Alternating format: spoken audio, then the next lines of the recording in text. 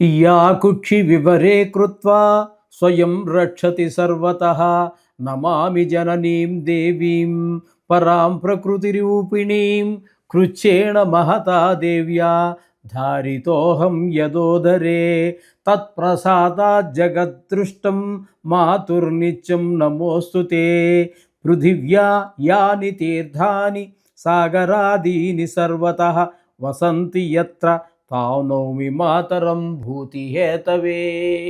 మాతృదేవో భవ, పితృదేవో భవ.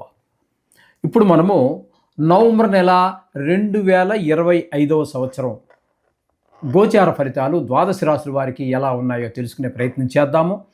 అందులో ప్రథమంగా మేషరాశి వారికి ఏ విధంగా జరగబోతుంది ఈ నెలంతా, గోచార ఫలితాలు ఏ విధమైన ఫలితాలు ఇస్తాయి అనేటటువంటి తెలుసుకునే ప్రయత్నం చేద్దాము. ఇది కేవలము గోచార ఫలితాలే. దీనిలో ఎక్కువ గ్రహాలు అనుకూలంగా ఉన్నాయని మీరు సంబరపడవలసిన పని లేదు. అలాగే తక్కువ గ్రహాలు అనుకూలంగా ఉన్నాయని మీరు కంగారు పడక్కర్లేదు. ఇది కేవలము నెల ఫలితాలు మాత్రమే. ఇది ఎంత చేసినా దీని ప్రభావం 10% మాత్రమే. వ్యక్తిగత జాతకం అనేటటువంటిది 100% నిష్ణాతులైన వాళ్ళు చెబితే, అంతేగాని ఇందులో ఇప్పుడు మనం చెప్పుకునేది కూడా సశాస్త్రీయంగా చెప్పుకుంటున్నాము. దీనిలో నా కల్పనలు కానీ, అభూత కల్పనలు కానీ, మీరు కోటీశ్వరులు అయిపోతారని కానీ, లేకపోతే బికారాళ్ళు అయిపోతారని కానీ చెప్పడం ఏమీ జరగదు. శాస్త్రం ఎంతవరకు చెబుతున్నదో అంతవరకు మాత్రమే మనం చెప్పడం జరుగుతుంది. ఇది గమనించుకోండి. తులారాశి వారికి నవంబర్ నెల 2025 సంవత్సరం గోచార ఫలితాలు ఏ విధంగా ఉన్నాయి అనేటటువంటిది సశాస్త్రీయమైన పద్ధతిలో మనం తెలుసుకునేటటువంటి ప్రయత్నం చేద్దాం. ఇక్కడ ఈ తులారాశి వారికి శుక్రుడు 24 రోజులు జన్మంలోను, 4 రోజులు ద్వితీయ స్థానం అంటే ధనస్థానంలోను, ఇక 2 రోజులు మాత్రం వ్యయ స్థానం. ఇక్కడ 3 రాశుల్లో సంచారం చేస్తూ ఉన్నాడు.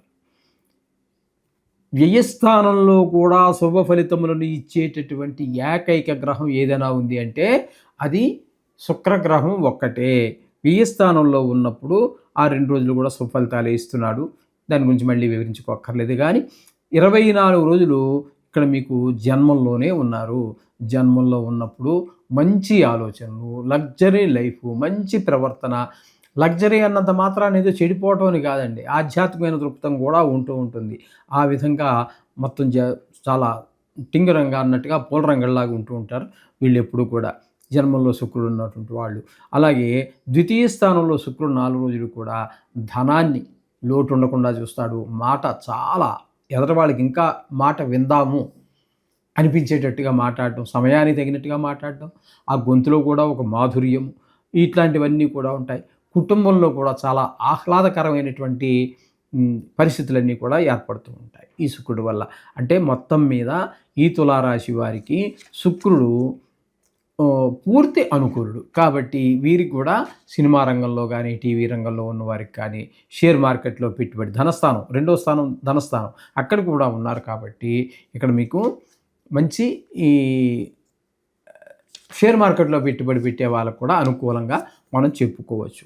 ఇక రవి యొక్క సంచారం తీసుకున్నట్టయితే, సూర్యభగవానుడు సంచారం తీసుకున్నట్టయితే జన్మంలోనూ ద్వితీయంలోనూ 2 చోట్ల, ఈ 2 చోట్ల కూడా ఆయన అనుకూలమైన ఫలితాలు అయితే ఇవ్వడు. కాబట్టి జన్మంలో ఉన్నప్పుడు చెడు అంటే కొంచెం తీవ్ర స్వభావంగా ఉండటం, కొంచెం రఫ్ క్యారెక్టరు, ఇట్లాంటివన్నీ ఉంటాయి. ఇక ద్వితీయ స్థానంలోకి వచ్చేటప్పుడు కొంచెం ధనానికి ఇబ్బంది పడే పరిస్థితి ఉంటుంది, ధనానికి ఇబ్బంది పెట్టేటటువంటి పరిస్థితి ఉంటుంది, మాటలో కఠినత్వం ఉంటుంది. అలాగే కుటుంబంలో కూడా ఆహ్లాదకరమైనటువంటి పరిస్థితి ఉండదు. ఈ విధమైన ఫలితాలన్నీ సూర్యభగవానుడు ఇస్తున్నాడు. అలాగే ద్వితీయ స్థానంలో కుజుడి యొక్క సంచారం మొత్తం నెలంతా ఉందండి. ద్వితీయంలో కుజ సంచారం కూడా ధనానికి ఇబ్బంది పెట్టే పరిస్థితే ఉంటుంది. వాక్కు, కుటుంబంలో సంతోషం లేకపోవడం, మాటలో కఠినత్వం, ఇవన్నీ సహజంగానే ఉంటూ ఉంటాయి. ఇక బుధుడిని గురించి మనం చెప్పుకోవాలి అన్నట్టయితే, ఈ బుధుడు జన్మంలో ఒక 6 రోజులు అంటే వక్రగతి వచ్చిన తర్వాత అనమాట. తత్పూర్వం కుజుడు ద్వితీయ స్థానంలోనే, బుధుడు ద్వితీయ స్థానంలోనే ఉంటారు. ఇక్కడ ద్వితీయ స్థానంలో 24 రోజుల్లో మాత్రం ధనానికి లోటు లేకుండా ఆయన ప్రయత్నం ఆయన చేస్తాడు. మాట సౌమ్యంగా ఉంటుంది, కుటుంబంలో కూడా హ్యాపీగా ఉంటుంది. 24 రోజులు ఎక్కువ సమయం ఈయన మీకు అనుకూలంగానే ఉన్నారు. ఎవరు? బుధుడు. 6 రోజులు మాత్రం కొంచెం ప్రతికూలమైన ఫలితాలు ఉన్నాయి. అంటే ఇక్కడ మనకి శుక్రుడు పూర్తి అనుకూలంగా ఉన్నాడు, బుధుడు చాలా వరకు అనుకూలంగా ఉన్నాడు. అలాగే పంచమ స్థానంలో రాహువు, శని భగవానుడు షష్టమంలో ఉన్నప్పటికీ కూడా వక్రగతి కారణంగా పంచమ స్థాన ఫలితాన్ని ఇస్తూ ఉన్నారు. ఈ పంచమ స్థాన ఫలితం వల్ల ముఖ్యంగా పిల్లల చదువు మీద, వాళ్ళ ఆలోచనల మీద, వయసును బట్టి చెడు స్నేహాలు ఇట్లాంటి వాటి మీద ఆధారపడి ఉంటుంది. మీరే గనక స్టూడెంట్ అయి ఉంటే కూడా మీకు కూడా చదువు మీద శ్రద్ధ తగ్గడం లాంటివి కనిపిస్తూ ఉంటాయి.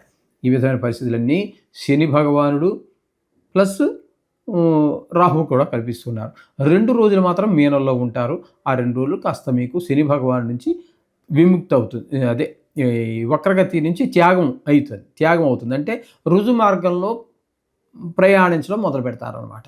అక్కడి నుంచి మళ్ళీ అక్కడ ఉన్న ఫలితాలన్నీ అక్కడ మళ్ళీ చెప్పుకుందాం తర్వాత, ఈ నెల అయిపోయిన తర్వాత.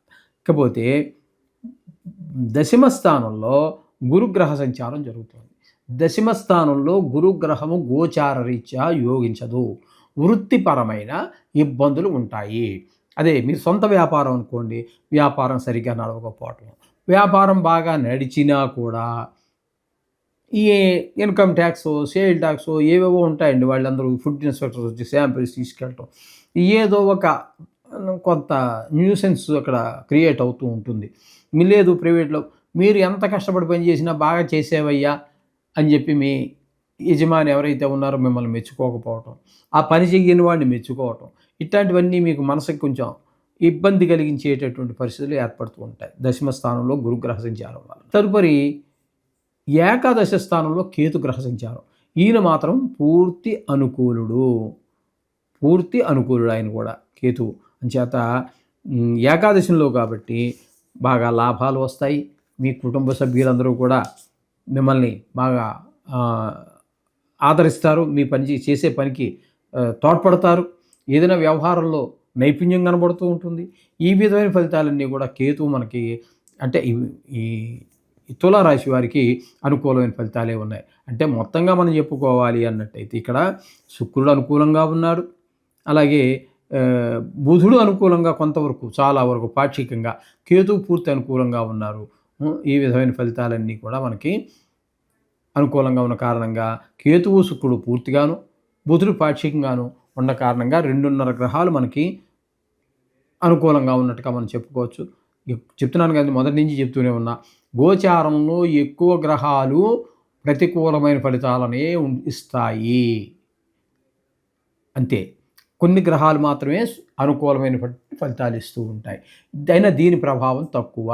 జాతకం కనుక రాయించుకున్నట్టయితే మన జాతకాన్ని, మన జీవితాన్ని, ఫలితాలను పూర్తిగా తెలియజేసేది జాతక చక్రమే. కాబట్టి నిష్ణాతులైన వారి చేత మాత్రమే రాయించుకోండి.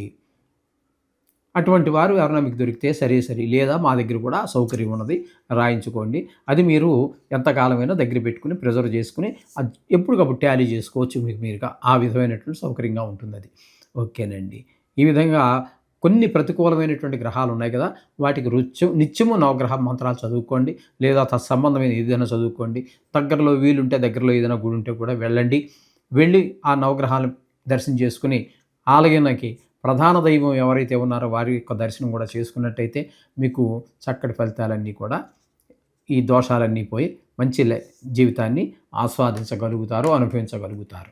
శుభం భూయాత్.